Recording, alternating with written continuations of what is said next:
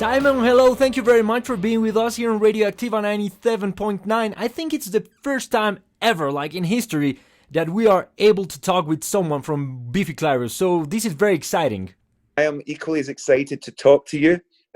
We really appreciate the support you've shown us over the last few years, and it means a lot coming from Scotland. It means a lot, so thank you.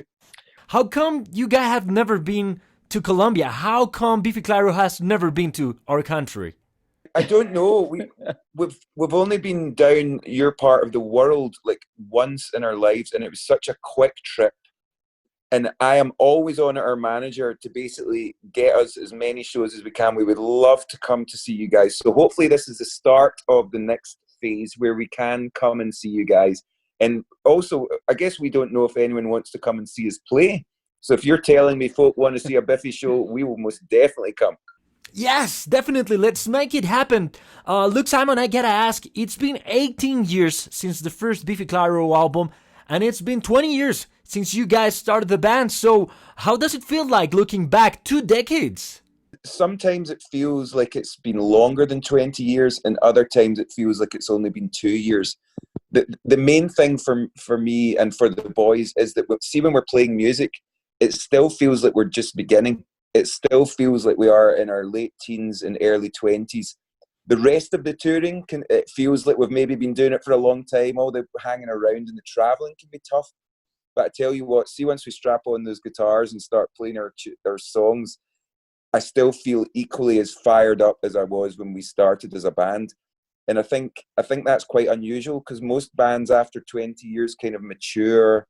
They start wearing clothes on stage, you know, and we're like, fuck that. No, we are going to remain as immature and as naive as possible, because that's what the best rock music is like. That it should be about feeling, passion, heart, and fucking attitude. You know, that's what I want.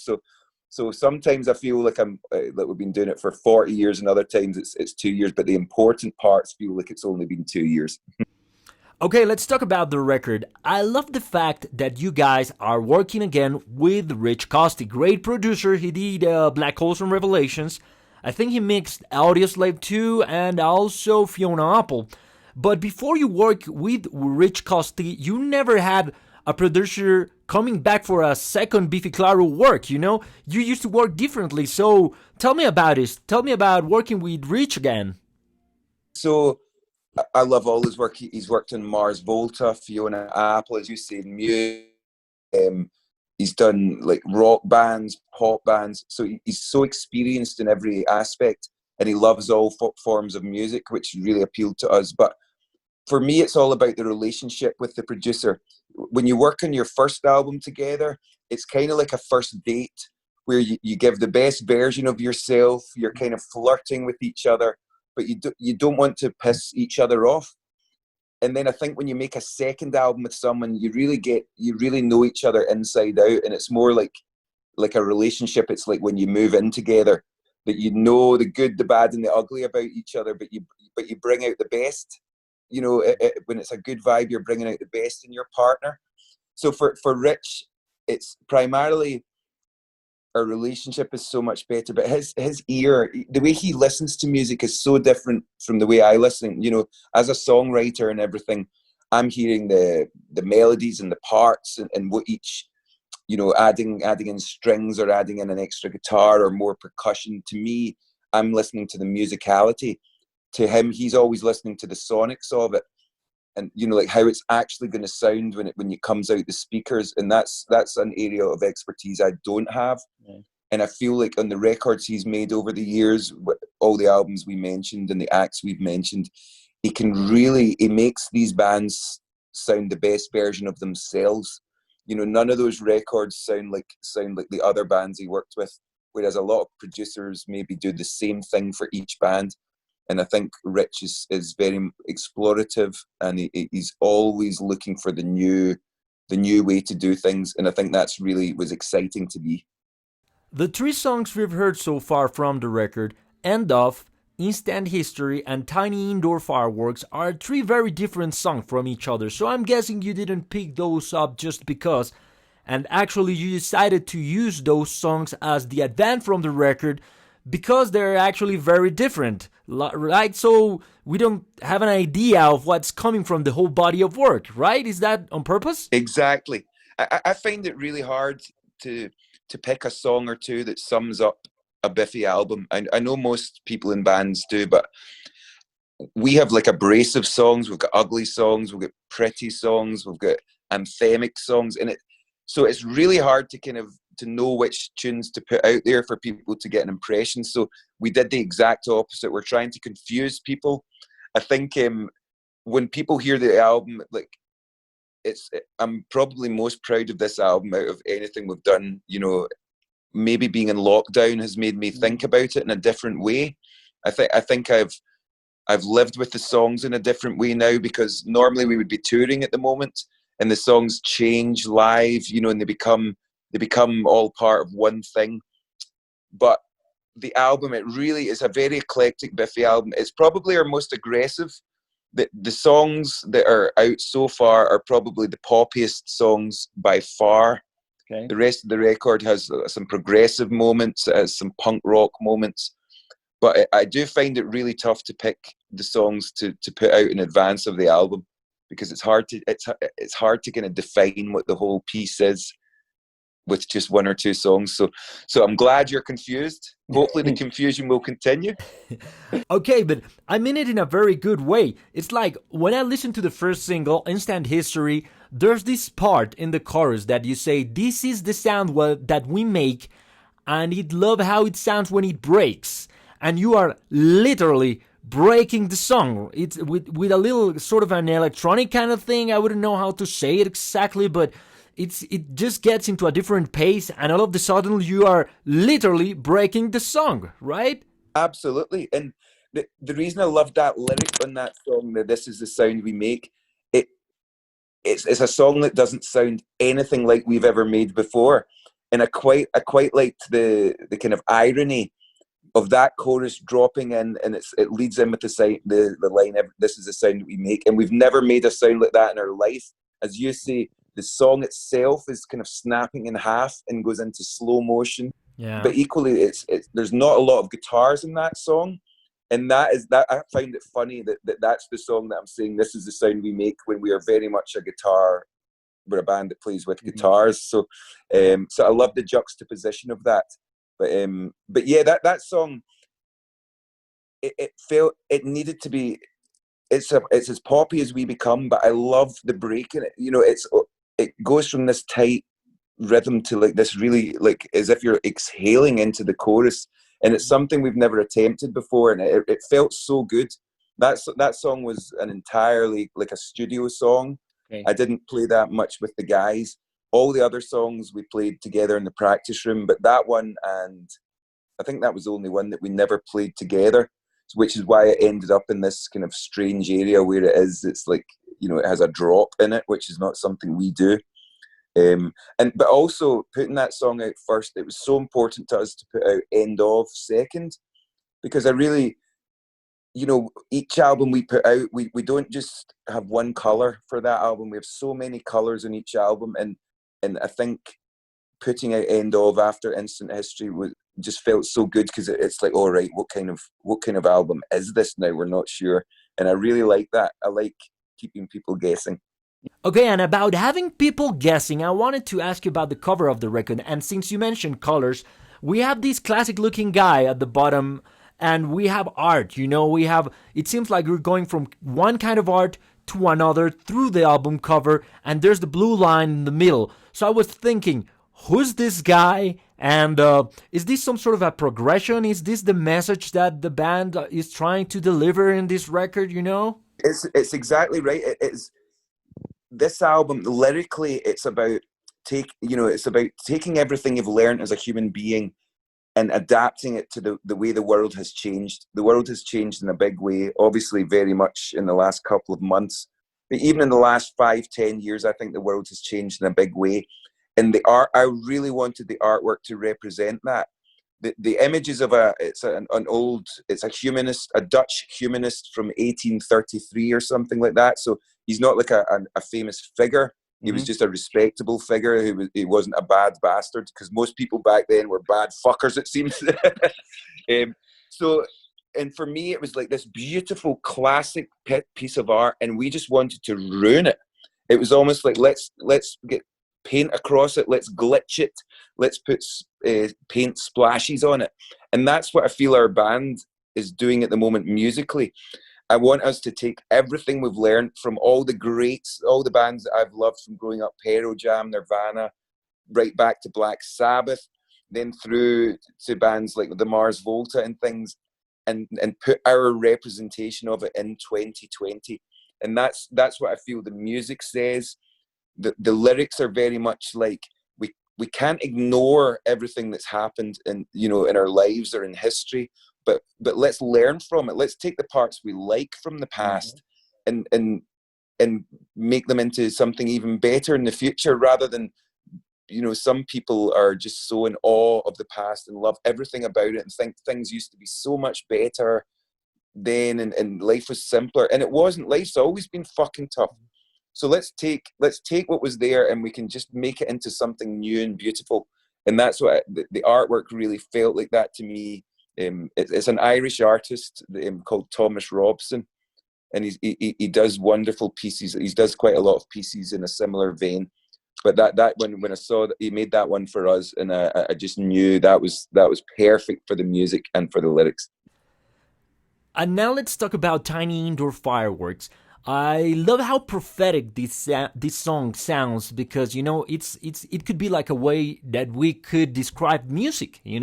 Tiny Indoor Fireworks, and I really like that song, and it has this explosive element since the very beginning. So, I was thinking this kind of makes sense. So I wanted to ask you about this song. What can you tell me about Tiny Indoor Fireworks? That song, it started. I mean, it just felt right. Some songs you have to work hard for.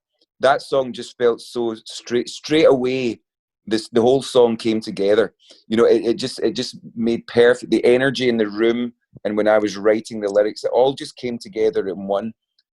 I love the title, Tiny Indoor Fireworks. I meant it initially before the coronavirus. I meant it with like, when you can't control the thoughts in your brain, when you're trying to sleep or something and your brain just won't stop, and you have good thoughts and bad thoughts. So to me, the Tiny Indoor Fireworks were initially, in reference to your brain just being out of control and your synapses, snapping all the time. Now it very much feels like even our relationships indoor, like the way we're interacting with our wives or husbands or kids or parents. There's been a lot of arguments. The Tiny Indoor Fireworks to me can apply to the music indoors. It can apply to the fact that all our passions have been put on pause. Like whether you're into your sport, you can't go and do that just now. If you're into gigs or movies, you can't go and do that. None of us can do anything. And I feel like our passions are having to stay indoors, and we're having to express ourselves indoors and try and share with people and communicate. So everything about the title it's become more appropriate than I could possibly have imagined. Okay. And then even the lyric, which is about trying to make the best out of a bad situation, trying your hardest to do something right, and you just always do it wrong, but you never lose your sense of positivity. The last line of the chorus, which is, we'll pray for the better days. And it's just about, see if we can get through this tough time together. The better days will be there. We can be there for each other. We'll be able to share things. It might be in a different form going forward, but we'll be able to share things again. And that's what this song, I feel like it's musically hopeful. It's lyrically hopeful, and it's probably our most upbeat song we've ever recorded. Okay, and what about the album title, A Celebration of Endings? What are you guys telling us with this album title? Is it like a full circle for BIFFY CLYRO? What is behind the album title? Originally, it was very much about new beginnings.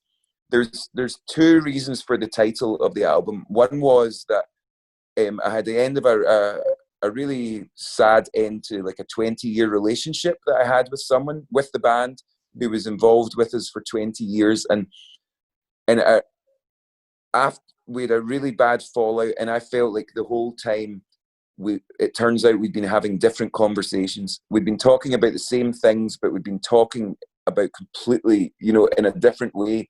So I thought I had a certain relationship with this person, and that it turned out not to be true. It wasn't the relationship I thought I had. So the celebration of endings initially applied to that, because I had to find a way to kind of express my anger and hurt through the songs. And actually the songs came out sounding quite like I had a lot of hope for the future. They weren't negative. I wasn't angry at the person. I was just wanted to move forward. So that was the original idea for the title. And then I also feel it felt like in the last 5-10 years, certainly in Europe and perhaps in the US, with the leaders we have in charge of our countries at the moment, these are people with no skills, no knowledge, no expertise, just people that shout the loudest. And before this coronavirus started, I felt like society and humanity around the globe was hopefully hitting a point where we realized we can't believe in these liars and actually these people, just because they're leaders. Sorry, I'm losing my train of thought. It felt like these leaders are the last. It's the lowest point we can hit as humanity, as people, and I felt like it was the end. Like this is last year. I thought this, now it's a completely different type of ending we're at now. But at that point, I thought, especially the UK, we've got a bit of a racist government. They want Brexit. They want us to detach ourselves from the rest of the world, which I struggle with. I don't think anyone flourishes when they're sat by themselves and have no communication, and we don't do things together. So that was the end I saw. So to me, the title was like a big fuck you to those guys, and going, you want the end of something? Well, I tell you what, we'll bring the end of something, and we're going to fucking celebrate. But it's very much more about the restart. I think, it's not about being angry about what's ended. It's about being hopeful of what is ahead.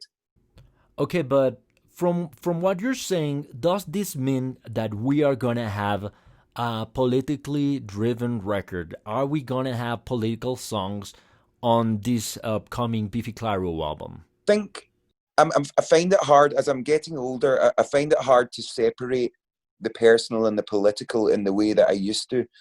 I think the way that we all consume news and entertainment, it's all wrapped in the same thing now. So as much as there's nothing explicit politically, like I don't name check the government or anything like that, but my politics feel like it's about community and the people I care about. That's my politics. I don't want people I care about to go through austerity and to have no, like my nieces that are 15 years old, I want them to have opportunities when they leave school, when they leave university, or whatever they decide to do.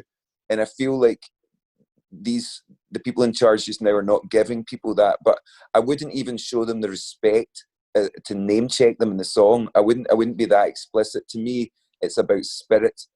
It's the spirit of people I sing about. So yes, it is political. But as I say, I think it's more about the politics of people. I hope I've explained that okay. I know that sounds like I've contradicted myself, but it's definitely not. It's not Rage Against the Machine type politics. Cool. It's very much like, how can we as people get through this and be better and help each other? That's my politics. Yeah, but I understand. I mean, it's interesting. You could go any moment in time and find songs with political or social content, and somehow those songs are always relevant. Those songs are somehow, even though you could go any moment in time, those are always current, Yeah, exactly. You're so right. Music needs to be honest, and the one beautiful thing about music more than any other art form is that we share it. Even when we sit and listen to a record by yourself, you still feel like you're part of something, and that's what I love. Music more than anything. You can feel so lonely, and you put on a song and it can make you feel a part of the world, or a part of something joyous, or something bigger than yourself. And I feel that music is the best art form to do that. So hopefully, you know, if these songs bring people any joy or comfort, that would mean the world to me, you know, and because music does that for me. You know, there's so many, I've needed music during this lockdown more than ever. Um, Before we go, I wanted to ask you how are you handling the quarantine and the isolation? Some days I'm absolutely fine with it, and then other days I'm struggling. I think they're calling it the Corona coaster because it's like a roller coaster. Yeah, yeah, okay, I see. So some days, like today, I'm having a great day. I feel fine, and then some days I wake up and I just don't want to get dressed. I just want to watch the telly. What about you? Have you been doing your radio show quite often? Yeah, I'm working from home. I had to bought some equipment so I could broadcast from home with good quality. It's nice, you know, that radio it's a media that's easily adaptable. You know, you can usually broadcast with very little. You know, if you got a good phone or a good internet provider and things like that, you can pull it through. But producing and doing an interview and editing, that's a whole different thing. People need radio at the moment more than ever because it gives that people that security. You know, it really does. I know that it certainly makes me feel better. So, you know, you're doing a service to people. So as much as it's a lot of effort, I know people will appreciate it. Hello, this is Simon from BIFFY CLYRO, and you're listening to Radioacktiva. Oh!